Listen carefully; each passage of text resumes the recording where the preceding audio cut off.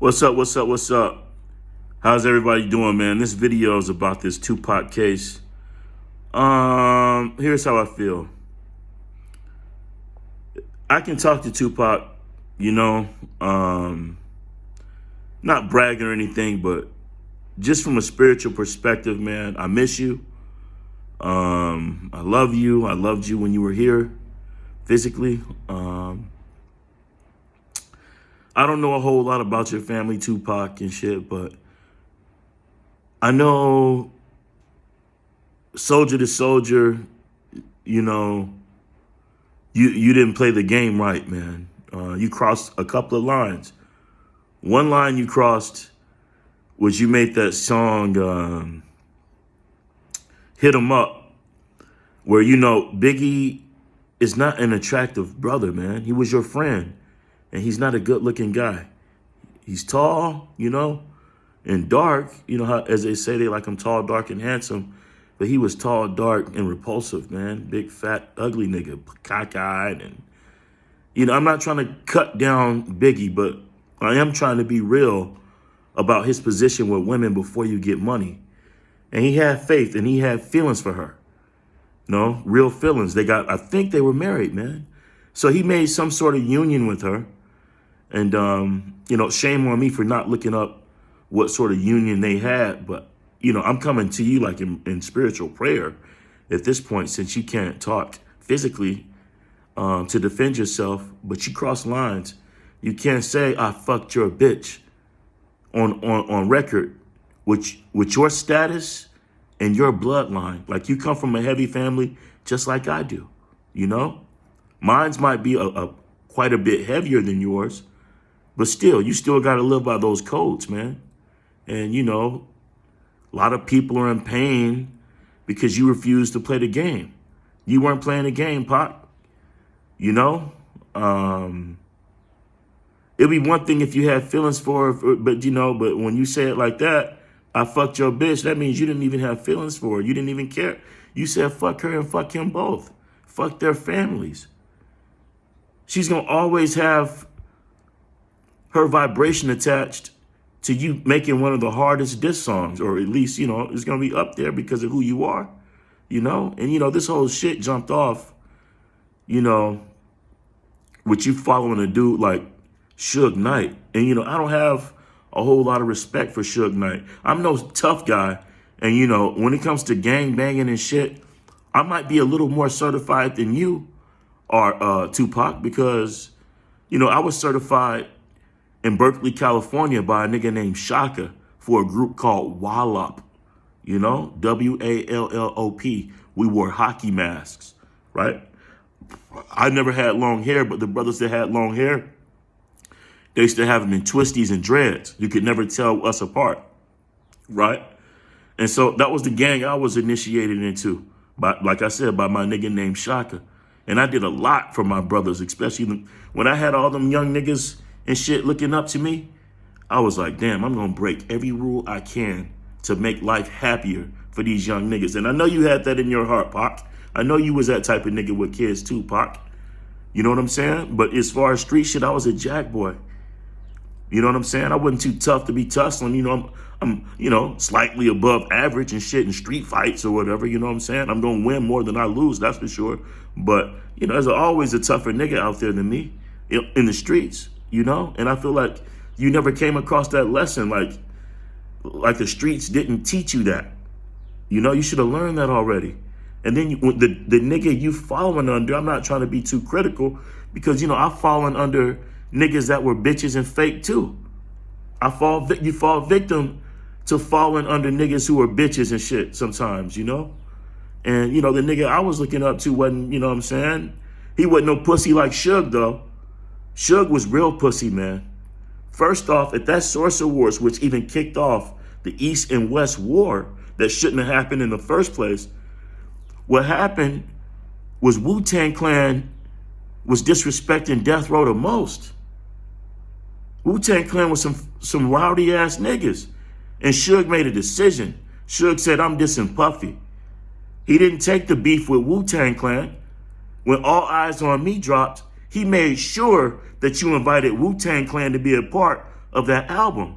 And you know, I even have my feelings about why you took Inspector Deck's his verse off that one song. I know you was hating, Pac, because you know there were other MCs back at that time that said that whenever another MC wrote some shit, and you know what I'm saying, and it sounded harder than what you wrote, you would go back and either rewrite your shit or you would take their shit off the song. Multiple people said that.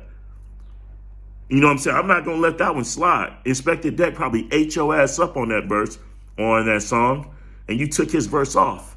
So that's a strike. You know what I'm saying? That's a strike. And I know you're not here to defend yourself, but I'm just gonna go down like what I feel. You know what I'm saying? And so like on the street shit, you weren't certified. You should have never touched Orlando Anderson. You made a mistake. That's another mistake you made. Not knowing your place as a soldier. You know what I'm saying? And then, okay, so moving forward at that Source Award, like at that Source Awards, Wu-Tang Clan got that, they won the award for Best Group of the Year, right? And so it was Woo, it was Sue, all up in that bitch. RZA got up on stage, man, because Mobb Deep passed him the crown. RZA got up on stage and he was on some piece. He says, every nigga in the club, lift your gun up. And everybody at that Source Awards was strapped. And they all lifted their gun up listening to the RZA because he was a real leader, not Suge. Look where RZA is now and look where Suge is now. And you were following Suge, a bitch. He knew you weren't ready for no lyrical smoke with Wu-Tang, and he didn't want no street beef with Wu-Tang Clan. Remember, Wu-Tang Clan had 10 members, right? 9 out of the 10 members all had their own armies throughout New York. Most of them was from Staten Island. The other ones were from Brooklyn. Peep game. Some of them were rival gangs, man. Ghostface Killer's crew used to shoot up Raekwon like he robbed Raekwon's crew a few times. He owes them niggas money and they done made beat. The only reason they even had peace together was because they had a real leader like fucking RZA, nigga. And then it's like, you follow under Suge, you avoid beef with Wu-Tang Clan, you say this disrespectful shit to your friend Christopher Williams about his wife on your song. You didn't have to say that to make the song hard.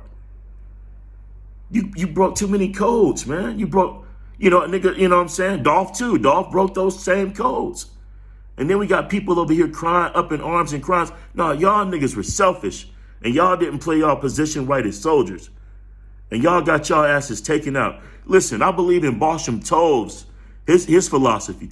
God is everything that there is. There is no such thing as evil. God is all that there is. So even when something negative happens, God caused it, right? So only way the bullet is not more powerful than God's ability to keep somebody special alive. He's proven that already, right? So when Tupac got shot up in that car, peep game. God was a man who made that shit happen. He was inside the shooter's body to make sure you died, Tupac. And then he let you suffer on that, giving you the idea or the illusion of coming back. And he could not route any map, any way forward for you to come back. Because you were going to come back and still be under a bitch nigga like Suge. Let me tell you why I call Suge a bitch nigga. And it's not because I think I can throw hands with Suge. And I would go, if I had to, I would go after his ass. You know what I'm saying? On a good day, I get my hand on one of them joints, I'm going to fuck his ass up. You know what I'm saying? But I'm not boasting over here like, oh, I'm some big bad tough guy to beat up Suge. This is why I think, you know, on top of him avoiding Wu-Tang Clan, because, you know, you don't get any credit for beefing with a weak nigga. You only gonna get credit fighting tough guys and niggas with reps. You never gonna get any credit fighting a weak nigga, right? You'll be a paper tiger. But this is my issue with you, Suge. Like, nigga, in order for you to have a business, Death Row Records or whatever, you had to register that as an LLC, you know, doing business as maybe even an S Corp.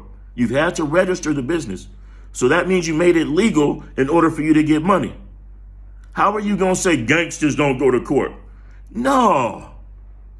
You had to do legal paperwork in order to get your business registered.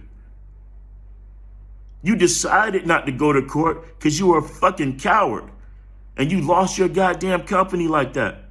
So Pac was following around a coward. That's what got him killed. He was taking orders from a coward. So shame on both of y'all, man. Shame on both of y'all. You rot in fucking prison and shit. And, you know, Pac, man, you know, I still love you, but you broke way too many codes, man. And listen, when the opportunity to show your bravery, when it appears, you take it. And when you don't, you suffer the consequences. You know what I'm saying? Free Keefe D. Keefe D was right. You know what I'm saying? He got some cap in him, but the nigga was right. Free Keefe D.